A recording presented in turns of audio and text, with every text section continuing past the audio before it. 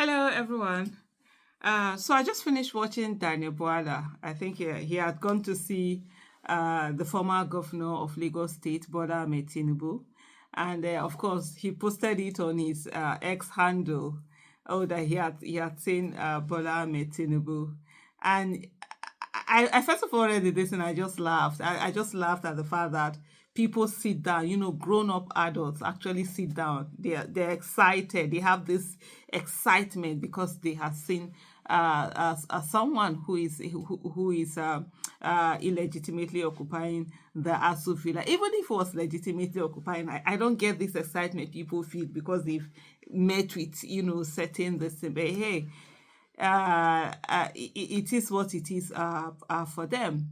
And just watching the video, I think after the encounter, it's just a sad reminder of what Nigeria actually is. A place that has a lot of people with no values, no values, no integrity, no character.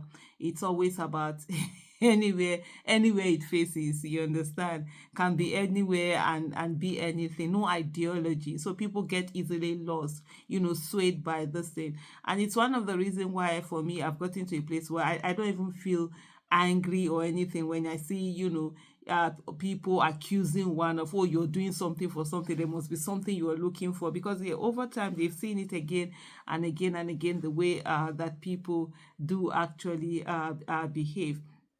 But first of all, I'm going to allow you watch two different videos. One of Daniel Bwala before and what he said about Bola Ahmed Tinubu, and the same Daniel Bwala and what he is currently saying about Bola Ahmed Tinubu. Does not even know half of what Buhari knows about government or national security. If you have the time, I will tell you more about what they are campaigning with as an agenda or as a rhetoric that he did well in Lagos. I will tell you, between 1999 to 2007, if you take out context, he actually performed worse than some governors in Nigeria, because the Lagos that they say he did, he improved the revenue. He only collected tax. All the infrastructure needed for a state or in fact a country to develop was on ground. Lagos used to be the Nigerian national capital. Before Nigeria was formed, Lagos was a colony. You have all the infrastructure for economic development. As what you didn't establish them. There was seaport, there was airport, you have commercial activity, all the embassies are there. So transaction with foreign envoys is in Lagos. All the hotels are there, headquartered in Lagos. All the banks are headquartered in Lagos. All security apparatus, every facility and infrastructure for economic development was in Lagos. He didn't bring them. Asiwaju did not invite or introduce or brought to Lagos any serious foreign investor or domestic investor. And these revenues we are talking about that they claim he has generated, we are on. It's just that the government didn't have the infrastructure in collecting those. So what he did throughout this period was to collect tax. That's what they claim by revenue. And even then, the reason he did that was because the company that was collecting the tax, the company is allegedly traceable to him. So if you pick a man on the street and you tell him, I want you to collect us in a given area, your percentage is 30%, he will be optimal. He will be highly effective. This is the summary. But let me tell you what he did in Lagos. One, he attempted to destroy democracy. He wanted to introduce what we call monarchical democracy.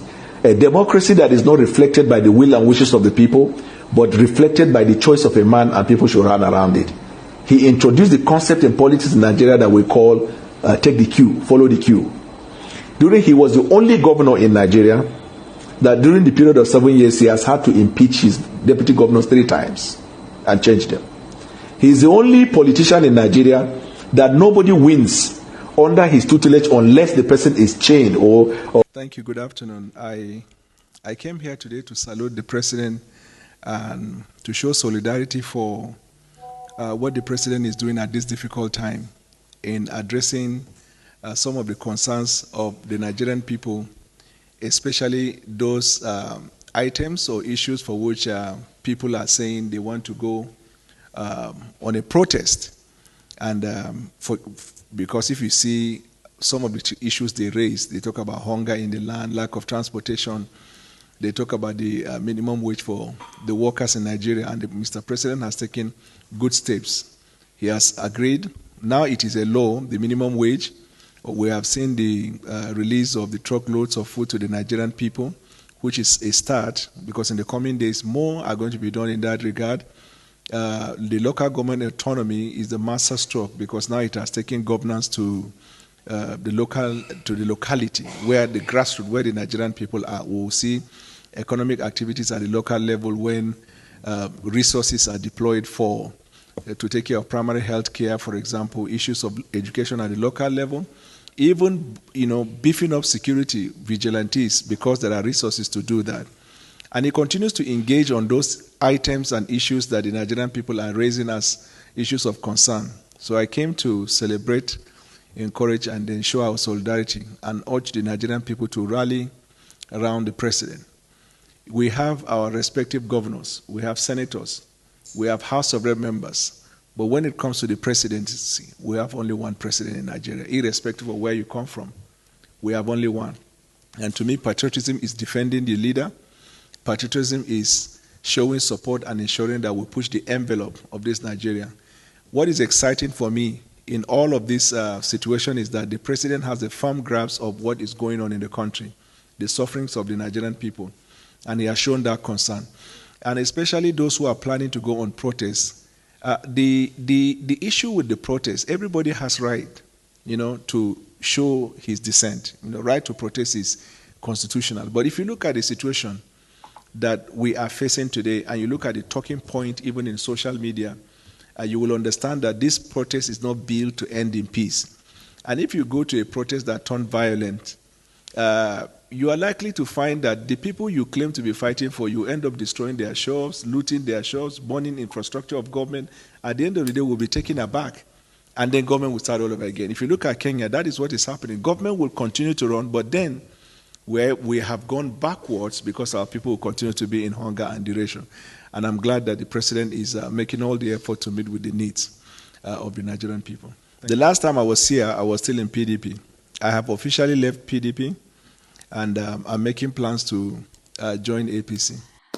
Well, I think yeah, it's actually so laughable when you watch those things and the way people are ready to debase and belittle themselves. Only God knows for whatever it is that they feel that they need to do that. And I think one of the things that is very clear is I don't think there's anyone who has called on Daniel Bwala to come out and protest. The people that want to protest, they have a right to protest, like you rightly pointed out. And it's for me, it's quite unbelievable how they are the ones who are so sure that there's going to be mayhem. So they must be the ones who are planning mayhem, because how are you preempting something that hasn't happened? But of course, like we all know, it's government is always the one who brings in the violence into whatever peaceful protest that citizens are having, and they seem to know all of this. Nobody has called Daniel Bwala to come out to protest. He has a right not to protest,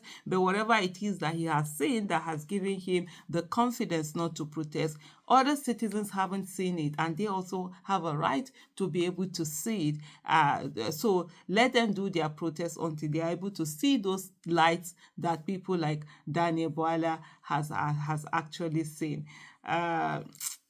Sometimes there are certain people that you see them and you say to yourself, gosh, I need to always constantly watch myself and ensure that I don't turn out in a certain way.